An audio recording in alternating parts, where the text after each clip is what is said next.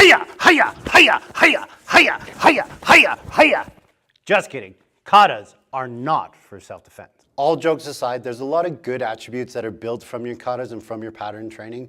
I grew up with them, and I love them for building strong stances, strong punches, body awareness, proprioception, etc., etc.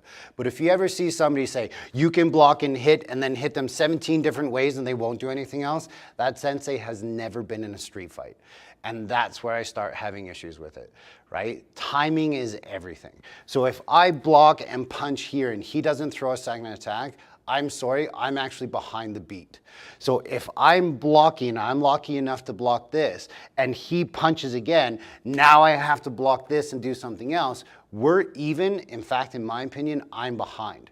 What should be done is as I'm simultaneously blocking, I'm striking. This is taught in old school karate, good karate classes, taekwondo classes, etc., etc.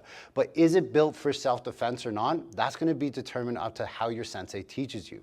So when I'm here, think about the things that you are building because they are fantastic for it. Okay? You are learning how to have good posture. You are learning how to create power in your punches and snap. If Kyle snaps that punch out, boom, it's strong, it's fast. He learned how to punch. It's better than not knowing any martial art.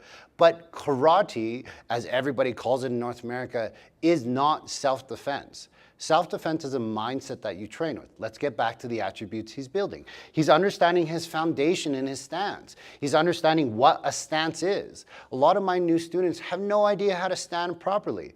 But if they have previous training, they actually have a really good foundation. So your stance is your foundation like a house. If you've trained in previous traditional martial arts like this, you're going to have very strong stances. You're going to probably have very good strikes, punching and kicking.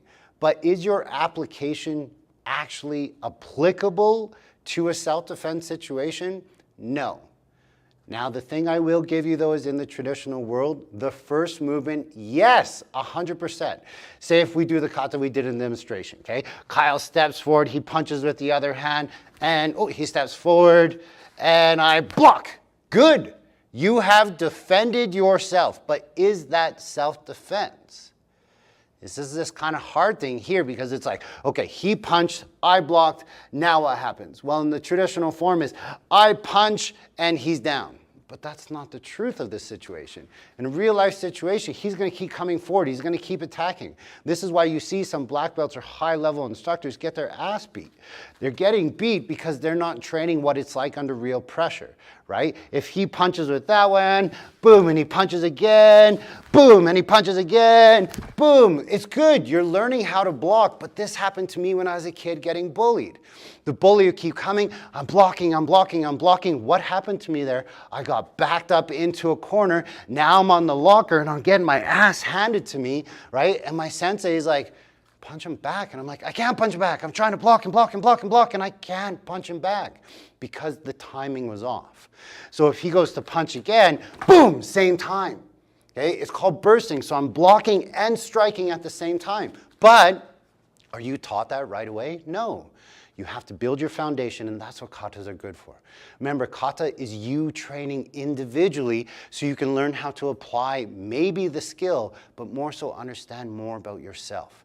That's the gift of katas. They're not for self-defense. Stay safe.